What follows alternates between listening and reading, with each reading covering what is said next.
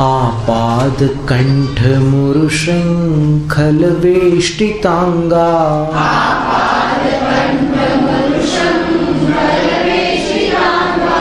गाढ़ं बृहन्निगड कोटि निघृष्ट जंघा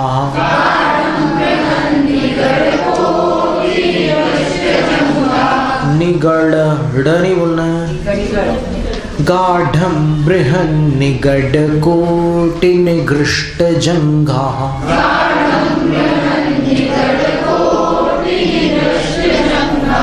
नहीं आ रहा है अभी। निगड बोलना है, ड़ नहीं बोलना है। गाढ़ं बृहन्निगड गाढ़ं बृहन्निगड कोटि निघृष्ट जंघा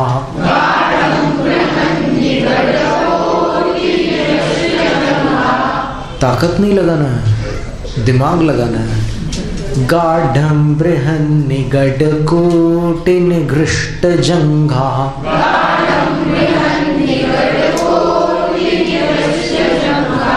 बहुत अच्छा, जिनने सही बोला उनके लिए। तन्नाम मंत्र मनिषं मनुजाः स्मरन्तः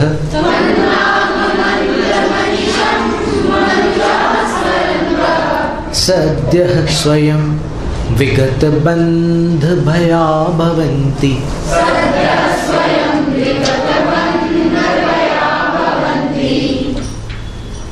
फिर से करना होगा एक बार ना। आपाद कंठ मुरशृंखल वेष्टितांगा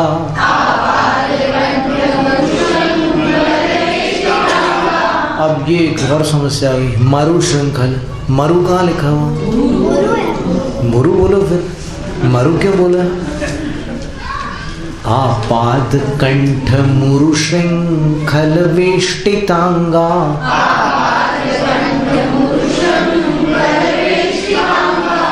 गाढ़ं बृहन् निगड कोटि निघृष्ट जंघा।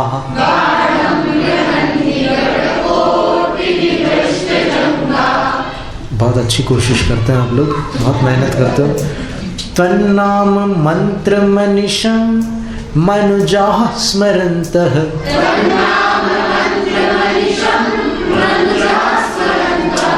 सद्यः स्वयं विगत बंध भया भवन्ति।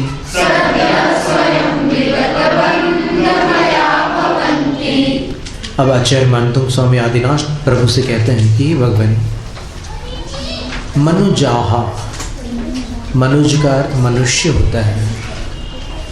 कैसे मनुष्य? आप उरु श्रृंखल वेष्टितांगा, उरु का अर्थ मोटी और श्रृंखल का अर्थ होता है सांकल। मोटी सांकल से वेष्टित है अंग जिनका, जकड़ा हुआ है शरीर जिनका। मोटी मोटी सांकलों से जिनका शरीर जकड़ा हुआ है, कहाँ से कहाँ तक? तो आपाद कंठम क्रिया विशेषण है ये। आपाद कंठम, पैर से लेकर कंठ तक सांकलों से जकड़े हुए हैं।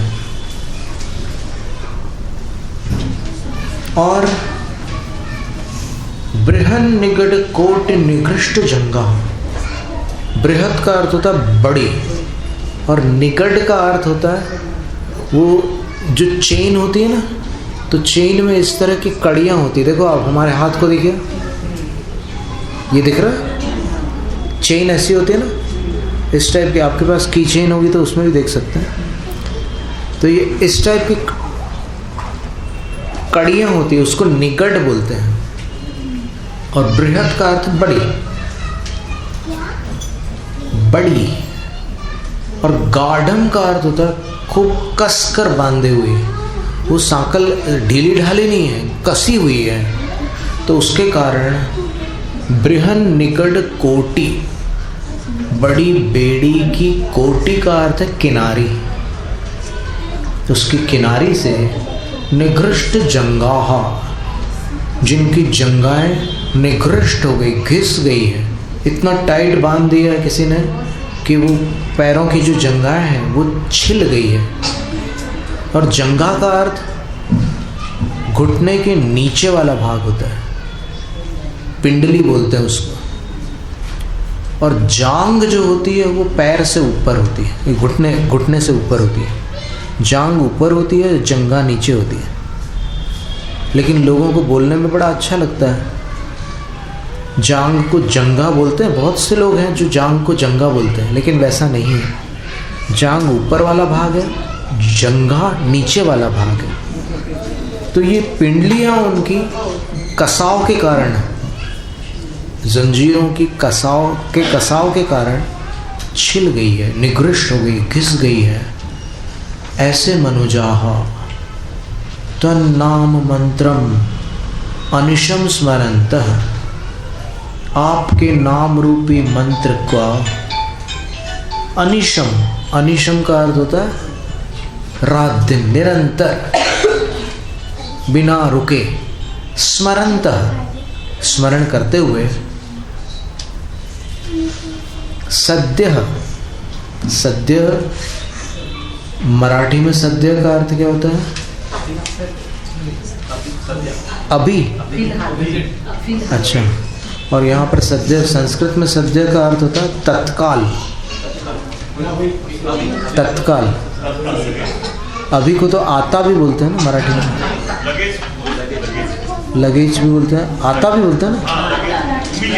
हाँ, तो सद्य का अर्थ अत्ता। अच्छा, ता पर जोर है, अत्ता, ठीक है। तो ये सद्य का अर्थ होता है तुरंत।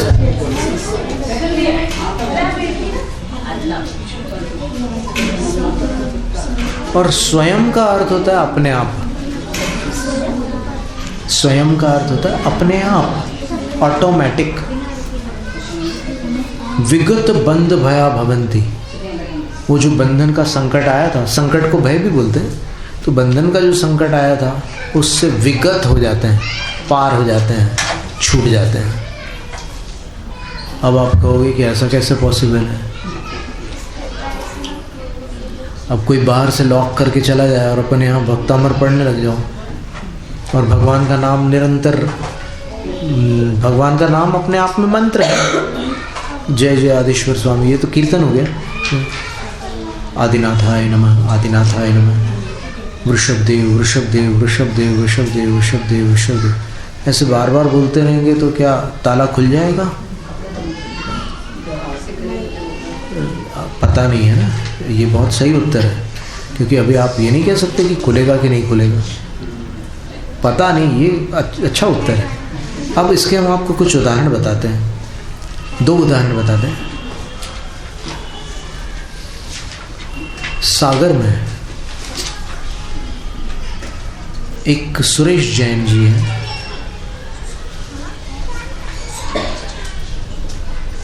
अभी पता नहीं क्या स्थिति है, लेकिन सन 93 में उन्होंने हमें ये घटना सुनाई थी। जब हम सागर से विहार करने वाले थे बिना बारा की तरफ, तब उन्होंने ये घटना सुनाई थी। हमने उनसे पूछा कि आप ऐसे उदास क्यों हो रहे हो, रो क्यों रहे हो? तो उन्होंने बोला कि अब ऐसा भक्तामर दोबारा कब सुनने मिलेगा। तो उन्होंने बोला कि ये तो कौन कह सकता है कि कब मिलेगा।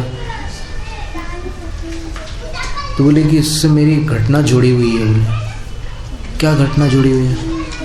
बोले जब इमरजेंसी लगी थी मीसा, तब बहुत लोगों को पकड़ पकड़ करके बंदी गृह में डाल दिया गया था। तो उस समय मुझे भी पकड़ करके ले गए। अब मेरे को कुछ वहाँ से खाना नहीं था, बंदी गृह की कोई चीज़ मेरे को खाना पीना नहीं थी। तो फिर मैं रात भर बैठे बैठे, मुझे संस्कृत वाला पाठ तो अभी अभी सीखने मिला, लेकिन इससे पहले मैं हिंदी का पाठ करता था। तो मैंने इसी काव्य का पाठ किया, रात भर ये पाठ करता रहा मैं। अनुवाद जो था विनोदी लाल जी का एक अनुवाद है, भक्तामर का एक अनुवाद है ना, कोई आदि पुरुष आदिश जिन, किनका है वो? हेमराज जी का है, हेमचंद जी का है।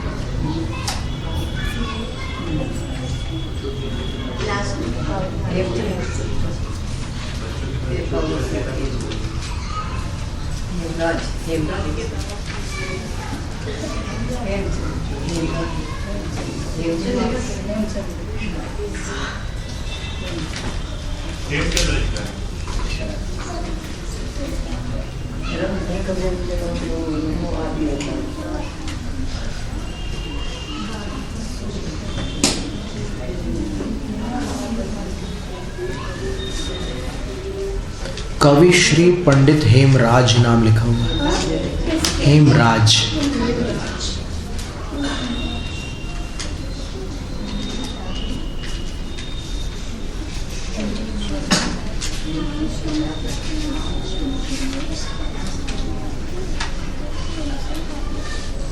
तो मैं इसका जो मुझे कंठस्थ था वही पढ़ता रहा रात भर।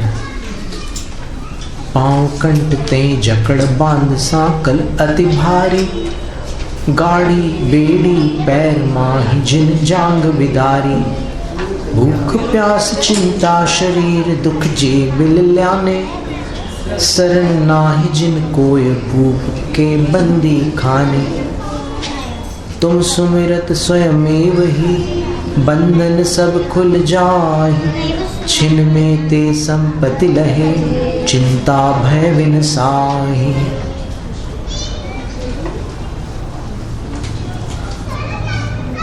तो जब सवेरा हुआ तो बाहर से आवाज आई, सुरेश जैन कौन है?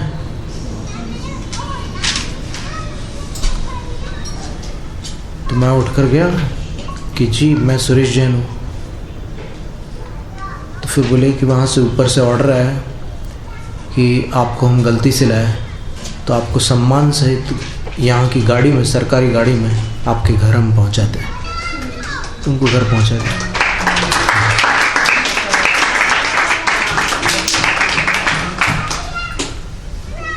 बस सेम ऐसी एक और घटना हुई थी इससे पहले की। वो यहाँ महाराष्ट्र की घटना थी कि एक शंकर राव जी थे। अब नाम सुनकर अब ज़्यादा मत सोचना, जैन थे। शंकर राव जी, राव। अब एक एक जन पूछो और हम एक एक जन को बताते गए। तो फिर उन्होंने क्या था कि कुछ कलेक्ट्रेट में कुछ काम था उनका, वहाँ पर काम करते थे। तो किसी कोई एक ऐसे कोई प्रसंग आ गया उनके सामने, तो उन्होंने अपनी लेखनी से कुछ लिख दिया। तो फिर उनको पकड़ लिया गया कि ऐसा कैसे किया।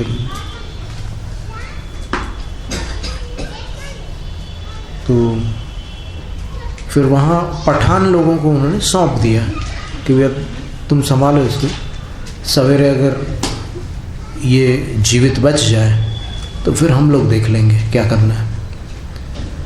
तो पठान लोग उसको पकड़ के ले गए और बोले कि तुम्हारी तो हालत ऐसी है कि तुम एकदम सिंगल फ्रेम, बिल्कुल दुबले पतले हो, तुम तो रात भर बच ही नहीं सकते। बोले तुम एक काम करो कि तुम्हारे जो भी परमात्मा है उनका स्मरण कर लो। बोले और ये कमरा है, हम लोग बाहर से दरवाज़ा लगाते, तुम परमात्मा का स्मरण कर लो, उसके बाद फिर ऊपर जाने की तैयारी कर लेना। अच्छे हट्टे कट्टे मोटे तगड़े लोग थे वो, बाउंसर जैसे। तो फिर अब वो अंदर आ गया, अंदर चले गए वो, और अंदर जा कर के वो ऐसे बैठे और उन्होंने ऐसा ध्यान लगाया कि मेरे सामने एक समवसरण है, और समूह शरण की पूरी रचना उन्होंने अपने ध्यान में जो भी पढ़ी थी शास्त्रों में, उन्होंने अपने ध्यान में उस अपने सामने समूह शरण बनाया और फिर बीच में आदिनाथ भगवान को बैठाया और आदिनाथ भगवान को बैठाल करके ऐसे हाथ जोड़े और फिर भगवान से कहा कि भगवान क्या पता अब आगे क्या होगा, मैं तो यही मानकर भक्तामृत पढ़ता हूँ कि ये अंतिम बार है। और उन्होंने भक्तामृत पढ़ना प्रारंभ किया। जब ये काव्य आया 46वां, तब बाहर से दरवाज़ा खटखटाने लगे लोग, लेकिन उनने छोड़ा नहीं उसको। पूरे 2 काव्य और पूरे किए और उसके बाद फिर धीरे से आँख खोली और दरवाज़ा खोला। अब दरवाज़ा खोला तो फिर वहाँ के जो अधिकारी वर्ग के लोग थे, जो मेन ऑफिसर लोग थे, वो उनके पास आए और बोलते हैं कि we are extremely sorry for the inconvenience, हम अत्यंत क्षमा प्रार्थी, आपको जो भी असुविधा हुई है, आप आइए हमारी गाड़ी में, हम आपको घर तक पहुंचाते हैं। उनको घर तक पहुंचा दिया। तो ये भक्ति जो है ना, ऐसी कोई हंसी वाली वस्तु नहीं है, ये जब अंदर हृदय से होती है। अब क्या है कि कभी कोई ऐसा व्यक्ति है जो कभी भक्ति करता ही नहीं, लेकिन फिर भी कर्मों की ठोकर अच्छों को सुधार देती है, और फिर जब वो भक्ति करने लग जाता है और उसको उसका प्रभाव अपने जीवन में अनुभव में आता है, तब फिर उसके जैसा भक्त कोई नहीं होता। फिर उसको कोई भक्ति से हिला नहीं सकता। बाकी जो बचपन से करते आ रहे हैं वो करते आ रहे हैं, लेकिन जिसने स्वयं अनुभव किया है उसका, तब उसको लगता है कि ये बिल्कुल सही बात है। तो अब देखो, कुछ लोग जो होते हैं देखकर सीख जाते हैं, कुछ लोग सीखकर सीख जाते हैं। एक वो होता है जो दूसरों की ठोकर को देखकर संभल जाता है, दूसरा वो होता है कि जो अपने को ठोकर लगती है तब संभलता है, और कुछ ऐसे होते हैं जो संभलते ही नहीं है। 50 ठोकर लग जाए तो भी वो जहाँ के तहाँ ही रहते हैं। तो फिर आप देखिए अपन किस श्रेणी में है, तो ईमानदारी से अपनी आत्मा ही अपने को बता सकती है। तो इस तरह की ये घटनाएं घटित हुई है अतीत में। जकड़े नीचे से ऊपर तक मोटी सांकल से जो लोग, बड़ी बेड़ियाँ छिली पिंडलियाँ, रहे भयंकर पीड़ा भोग। नाम मंत्र तब सतत स्मरण कर, जिन्हें आप में भक्ति अटूट, वे मानव उस बंधन भय से शीघ्र स्वयं ही जाते छूट। जय जय आदिश्वर स्वामी,